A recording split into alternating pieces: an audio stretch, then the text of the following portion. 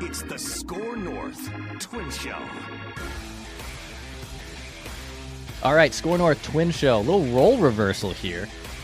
We got Judd Zulgad at the stadium. I'm back on the home front here. Judd is actually living in Minneapolis for the next, well, you've been there for probably, 4 hours at this point, I'm sure, 4 to 5 hours. Yeah. I don't know what time you got to the yard today. Yep. Yeah, I got here about 12:30, and then I'm going to go across the street, of course, through the Skyway to watch Game 3, hopefully a competitive game between the OKC Thunder and our Timberwolves. Okay. All right. Well, hopefully they follow suit here, Judd. Twins pick up another walk-off win, consecutive walk-off wins over the Kansas City Royals. They win today 5-4. Yesterday it was Ty France being the hero, and France had another really solid game today. But this time Brooks Lee, and I know you didn't probably hear the television call, but he went fishing, and it feels like the lake when he got drenched by the Gatorade bath from Ryan Jeffers. So Brooks Lee is the hero today. Yep. But Twins take consecutive games in walk-off fashion against Kansas City. Another solid win for the Twins. Consecutive walk-off wins for the Twins at Target Field here for the first time since July the 23rd and 24th of 2023. So it doesn't happen a lot, but it did. Now, here's the breaking news, though. Okay. So our guy Royce was asking Baldelli about the ball that Royce hit because it looked like it might be gone, and he said, "Did you know that he had gotten it or hadn't?" And Rocco said, well, from where we sit, I can actually tell by the sound a lot of times if it's going to be gone. So I sort of knew. But then Patrick said, yeah, and the crowd would have been thrilled because it was Royce bobblehead day. And Rocco got confused and thought it was Carlos's day. Or no, he thought the Royce was a Star Wars. But anyway, here's the breaking news. Rocco Baldelli apologized. Never seen Star Wars. Oh, wow. Okay. He's never seen Star Wars. Seen Star Wars. Interesting. Now that's even worse than me because I saw the original in theaters as a kid. So Rocco said, sorry, I got confused. Never seen Star Wars. So take that for what it's worth the next time that you see the manager of the Minnesota Twins, Declan. So whether it's myself or Judd, here's what you get on the SKOR North Twins Show. You get these breaking scoops from, what's Rocco doing? What's that rockhead guy thinking he's up to this time? Well, he doesn't watch Star Wars. That's these are the things you get to learn about. Never seen any of them. Incredible. Hey, so let's start here. Obviously, I know they had the walk-off when we kind of maybe build our way to it to a degree, but Zebby Matthews gets the start again today, his second start of the season. I saw the line. I'm 4 innings, 5 hits, and I watched this too. 4 innings, 5 hits, 2 runs, 9 strikeouts, 1 walk. Right before I jumped on with you, I was just catching the end of the Twins postgame on Twins TV. Mm-hmm. So of all the outs recorded today for Zebby, 9 of them came via strikeout, obviously. 3 of them fly ball. Not a single ground ball out today for Zebby Matthews. He gets pulled by the third time the order comes through. You and I were texting a little bit pre-game or during the game today, and Zebby and Festa, and even Simeon at times, before he got demoted to AAA. Some of these young pitchers still have a real tough time or the team doesn't trust them the third time through the order. Zebby gets pulled, and the bullpen was brilliant again today. I know. Topa gave up the 2 runs, and he was charged with them, but Alcala walked the plank a little bit, but Stewart, Jackson, Duran, they were able to hold this for a Twins win. But what did you make of Zebby Matthews' appearance? Your first time watching him in almost a year. Yeah, so Baldelli talked about this in his postgame, and then Zebby was asked about it in his. So it was interesting, though, because Rocco brought up the fact that where Zebby struggled today was finishing guys off consistently, because he did have, to your point, the 9 Ks, but you also had some, he'd get deep into counts and give up a single, and that was where I think the specific work is going to be. But you are right. I mean, the third time through, it started to get pretty hairy there, and so that to me was a big takeaway as far as what the future might hold for him, at least short term. But the strikeouts, Dex, were incredible. So the Twins pitchers as a whole, starting with Zebby's 9, and then 1 strikeout for Topa, 3 for Alcala, 2 for Stewart, and 2 for Jax, and then Duran finished things up. But 18 strikeouts is a season high. Here's what's more impressive, though. The Royals' season high in strikeouts was a game, I think it was against Baltimore or Cleveland a few weeks back. They struck out 15 times. But Kansas City came in today second in the major leagues and first in the American League in strikeouts, not in a bad way, but how much they've struck out. fewest taken. Yeah. And I looked it up, and I think it's something like 6.2. So like the Twins pitchers exceeded that by about three times. So that was a really impressive thing. And yeah, the bullpen again outside of Topa was just really damn good. I mean, Alcala did give up a hit and a walk, but he also struck out 3. Brock Stewart struck out 2. Jax looks absolutely phenomenal again now. Yeah. Duran got into some trouble with 2 guys on to start with, but then went strikeout, walk, and then a meaningless grounder back to Duran. And here's what's impressive, too. These guys, as a pitching staff today, struck out Bobby Witt 4 times. Yeah, that's hard to do. 3 times swinging. And I mean, Bobby Witt is one of my favorites to watch, just a great player. So a lot to like, I think, despite the fact that Zebby can, there's definitely room for improvement, Dex. A lot to like about his outing, and outside of Topa, I thought that the Twins are probably very happy with what they got. Yeah, so Zebby today, 81 pitches in those 4 innings. He did top out at 98.4 on the gun. That velocity has been up significantly since we saw him make his debut last year. And right now, he's mostly just riding a fastball slider cutter mix. He did mix in just a handful of curveballs and changeups today. But I think for a guy like Zebby, and of course a pitching guru or a much more sound person can probably also accurately paint this, he needs to have all of these 3 pitches, or at least 3 to 4 of these pitches, in a better spot where he can execute them and get more outs with them. If you're so in the zone, and this is just kind of my take, and also from what I have gathered in the last year when talking about this pitching stat, because what Rocco and Pete Macula to brag about is we are strike throwers. We throw strikes and we do not walk guys, which is great. You shouldn't be giving up free passes. But also what that means is you are going to be a little bit not predictable, but you can fend off some pitches. You can foul off things. We've seen this against Cleveland for the last year plus. So you need to figure out ways at times to also get. I know I'm not trying to say go back to pitch to contact, because that's a taboo word for Twins fans from 12 years ago.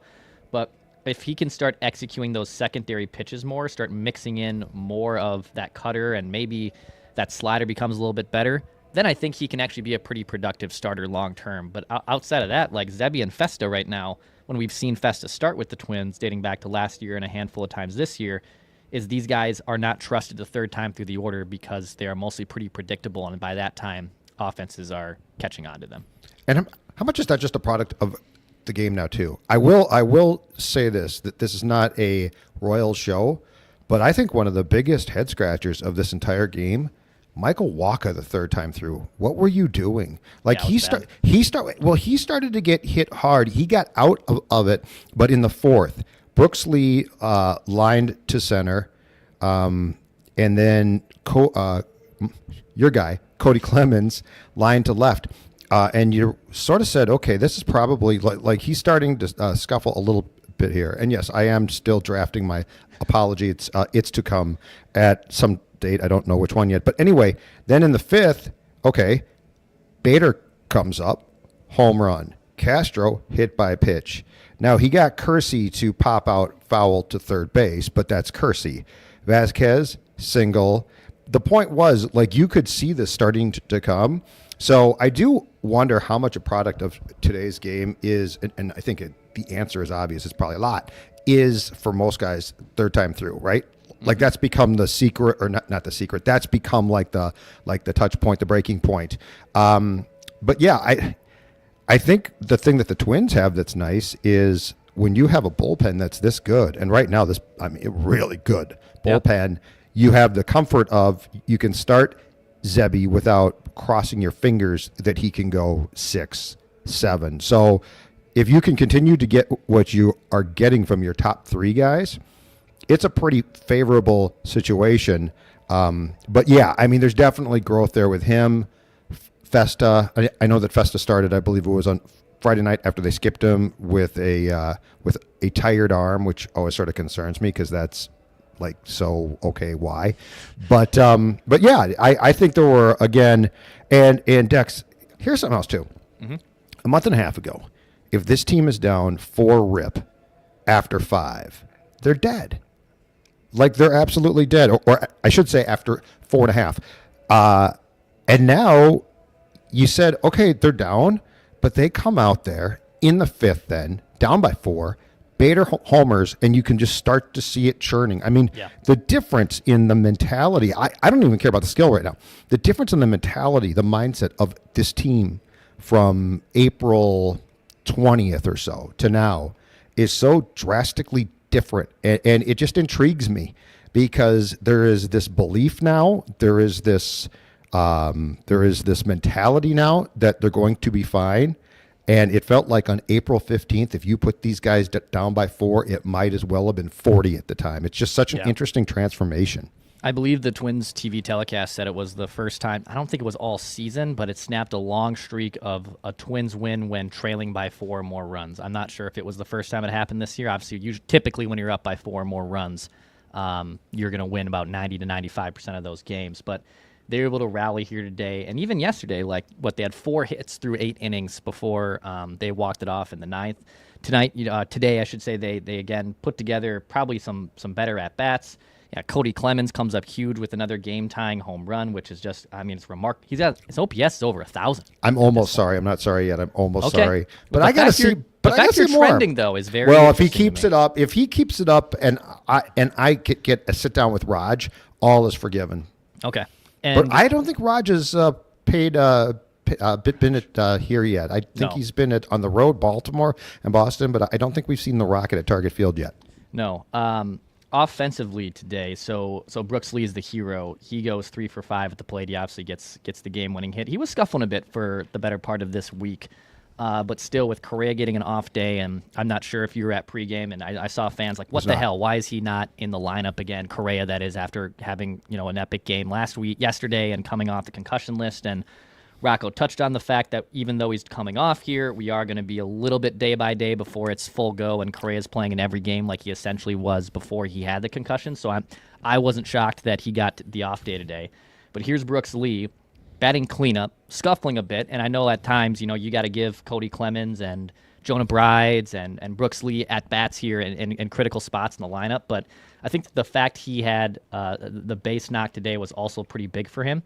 And I wouldn't say it's just you plug in anyone, it doesn't matter. But what's more exciting is with Wallner close to coming back and Correa back, and we'll see if Buxton travels with the team or more likely joins them maybe on the second or third leg of this road trip. Sure. They finally have their lineup at full tow. And remember, they started the year without Royce Lewis for the first 6 weeks. So knock on wood, because also a lot of things can still happen between now and then. They're getting production from the guys they didn't expect it to, but now they're also getting their full-fledged lineup back slowly but surely. Mm-hmm. And Brooks Lee, I really do like a lot. He is now he and this was sort of weird. He did not get a ground ball today at shortstop the entire game. But that being said, he's pretty good there. Mm-hmm. So he flew out to center in the first and the fourth, and then he went in the fifth, single, eighth, single, the ninth, the walk-off. You could definitely tell it's coming there. He made adjustments. I think he looks like a far more comfortable hitter at the plate than he did a year ago when he definitely started to scuffle, as did a lot of Twins. So, and Royce is an interesting one. So he went 0 for 4 today. He came into the game 176, a home run, and 3 RBIs. But to go back to the eighth, he drove that ball to the track. That was a monster shot. I'm going to still contend with Royce. It's coming. I'm not seeing enough to say it's not.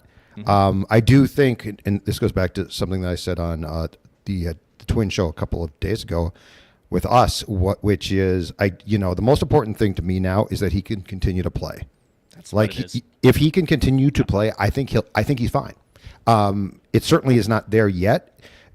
It looked to me like the games Saturday and Sunday of last week that he was starting to break out. But what we're seeing now is, the production, the box score production is not there yet. But I think if you're watching him, you're seeing it. The other thing that I like is he continues to play, I think, a really pretty solid now third base. Far better than what we have seen previously. So he hit cleanup today, 176 coming in, which is now dropped. That's not great. All of that, I think he'll be absolutely fine. Yeah, and you still see, by the way, you still see that hamstring is not. Oh, he's not running right. He doesn't run out balls, and that's classic like how come he's not running out this baseball? It's like, well, he shouldn't. I mean, he's got a hamstring issue. He is good enough to stand in the box and swing, and good enough at times when he's on his feet in the field that you feel pretty good about what he can do at third base right now. But he is still not at his 100th percentile, and that's, I think, I see the 164 average, and I see the people criticizing it. I won't completely hold it against you if you are disappointed with what he's been able to do here. Right. But with that hamstring not there, but he's still putting those I mean, he's had 2 balls now that probably are home runs or game-changing swings like he had in Milwaukee last Sunday, and then another one that was caught against the wall today. So, yeah, I think he gets there. I think he eventually does. By the way, hit the like button and subscribe button here on the SKOR North Twins Show YouTube side. We'll have a series recap. I will be at the ballpark tomorrow. So if you like Twins content, this is the place for you.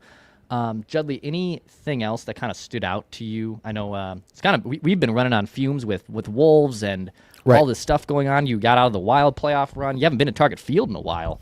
No, this is my first time. I was going to go when we did the event at Blackstack on Monday. Oh, that's right. That game got rained on. Tuesday rained out. Today, absolutely gorgeous. By the way, 30,720, and I'm buying this one. I'm buying this one. The crowd looked good on TV too. The parking ramps, long waits, which is bobblehead. Yep. So it's Faith Day after the game. They're still out there right now. Yeah. They're still out there talking. Yeah. But yes, this was. First of all, it's nice to be at a ballpark where there is, and I'm not saying that the Twins are totally back yet. I'm not saying that that the fans are clamoring to buy tickets, but it definitely has a vibe or a buzz here that was completely not there. Partially in April because of the fact it's still cold outside, but partially because the team stunk. And it's just fun now that they're 29 and 22. That's back. The other thing that I'd like to touch on quickly here, and I'm sure that you've talked about it on your solo shows quite a bit, so I won't belabor it too much, but that is what the additions of Ty France and Harrison Bader have meant. Mm-hmm. And so Ty France gets the walk-off home run, a 2-run shot with Correa on base last night. He was 1 for 5 today, but the one was a huge single to right field in the 5th that drove in 2 runs. Bader was 1 for 3, got hit by a pitch, but he had the home run to left to open the 5th, which changed the feeling of this game entirely, made it 4-1 at the time. Those two have just been absolutely great, and I know that they're not expensive, but and I've talked about this. The Bader signing I loved, if nothing else, because he is a good defensive player. He's given you offense, which is awesome, which is great. Ty France, I think, was a little bit more of a chance because he was coming off an injury-plagued and down year in which he was with the Mariners to start the season and then the Reds. But, I mean, both of those guys have absolutely, if nothing else, stabilized things. And you knew Buxton was probably going to, unfortunately, I hate this, miss time. It is nice to have a guy roaming center when Buck is out or left when Buck is here who can make plays. Because we've talked about this quite a bit. Left field here is difficult. And those two guys have just been really, really nice additions. Yeah, I mean, Bader's been phenomenal. Everyone knew, I think, the glove was going to be there. No one should be surprised that the glove is there. It's the offense that has been phenomenal. And he just has, I remember when I was in St. Louis, I was taking an Uber from where I was staying all the way out to the ball yard. I was about 35 minutes from downtown St. Louis, so I had a long ride. And I remember talking to the Uber driver who was a big Cardinals fan, and I remember him saying, like, you guys are going to love Harrison Bader. He's just a ball player. He's easy to root for. He's fun. He's got a lot of swagger. He wears a lot of different colors, and he's vibrant. And you can see that, too, in the clubhouse just by how he interacts with his teammates. And also, more importantly, because last week he was dealing with that sore groin, I think he's past that, or at least in a spot where he's running way better. Yeah, at least in a spot where it's not hindering him as much. Correct. Which is huge. And then Ty France, man, he's been just clutch. Could the Twins get better production from first base? Yes. I think that's safe to say. However, could it be worse? And is Ty France a very important part on the pie of why the Twins have won, 17 of their last 19 games? Mm-hmm. Also, yes. Mm-hmm. But those two guys, depth-wise, have been big. And then the additions of Jonah Bride and obviously Cody Clemens. I mean, those guys they were DFA'd. They were DFA'd from teams, and they're coming in here and they're having productive ABs, which again, it's going to create an interesting decision here because Matt Wallner was probably going to join the Twins at some point on the road trip. At least that's what I was told. Okay. So he's off in St. Paul today. He's going to be in the field with St. Paul tomorrow. The Saints travel to Omaha. The Twins travel to Tampa Bay. Then the Twins go from Tampa Bay all the way up to Seattle, like the longest possible flight you can do. Yeah. Which is brutal. Yep. So then when Wallner comes back, man, they love Deshaun Kersey's defensive value, but he's kind of a liability at the plate. Kind of is a liability mostly at the plate. So McCusker's out for sure. McCusker goes down for that one. Yep. Okay. McCusker goes back for that, which is easy. And then when Buxton comes back, what do? Is that Kersey? You know, is that Kersey? Is that I'm Jonah looking at the Bride? roster. I'm looking at the roster right now. This is. I mean, Kersey gives you when you're healthy and you're not right now. Kersey gives you a lot of variables off the bench that, like, he's not a starter, but he's a very important piece. But he's a very I was going to say, because I'm looking at this right now, and you're right. So who would go out? I mean, it probably would be Bride because my guy Clemens has played far too well. You guys all doubted him, but so is Kersey, and you're going to have guys hurt again. Like that's just going to happen. Is Kersey such a key chip for what he can do that he's worth DFAing Bride again and seeing if he sneaks through? Because Bride is more of a I think Bride, in my opinion, is more of a guy who is nice insurance if he needs to start. Yeah, and Kersey has options. So it's not like you'd be losing Kersey to the waiver wire, which is big. Oh, he does have. Oh, yes. He does have. Bride does not, right? Yep. Bride would have to be subjected to waivers. Sorry. And I would assume gets claimed. Yep. So it's going to be a pickle. What happens is always another injury makes this path and decision easier as we try to project it. But this is going to be a tough one. I think so. Kersey also. We just talked about Bader having clubhouse vibes. Like Kersey's got big time clubhouse vibes, man. Not to say that Jonah Bride hasn't been important to this team, but he's got been the here goggles. Chris Sable goggles. He got the specs. He's been here for 18 games. He wasn't cultivated or drafted by this team. So it basically comes down to which guy do they keep. It's easier to send down Kersey just from a roster management standpoint. Correct.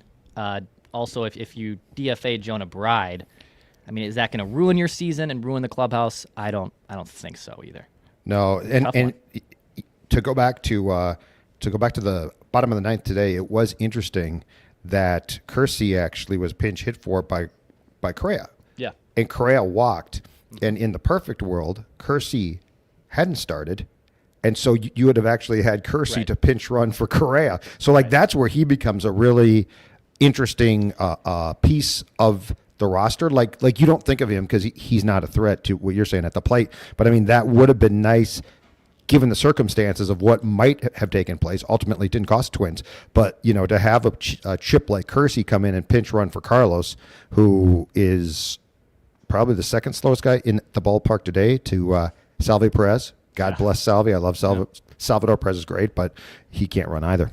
Last thing here on the Extra Innings episode of the SKOR North Twins Show. Appreciate everyone that listens and watches. You can hit the like button, subscribe button. I would love your opinion because I caught up with Ryan Jeffers yesterday after BP. I wanted to pick his brain on the season he's having at the plate. I talked to Rocco about it too.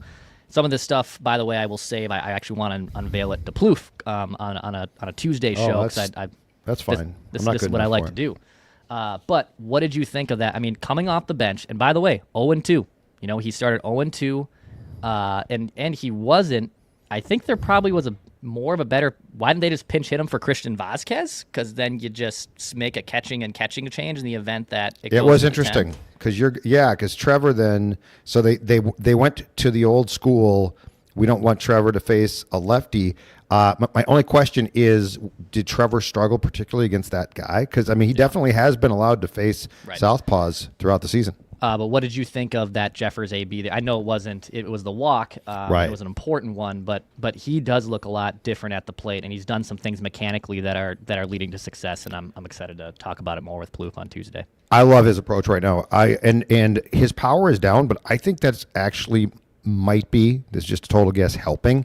I think his approach is fantastic right now. He's locked in. He's confident. He's definitely not trying to force things.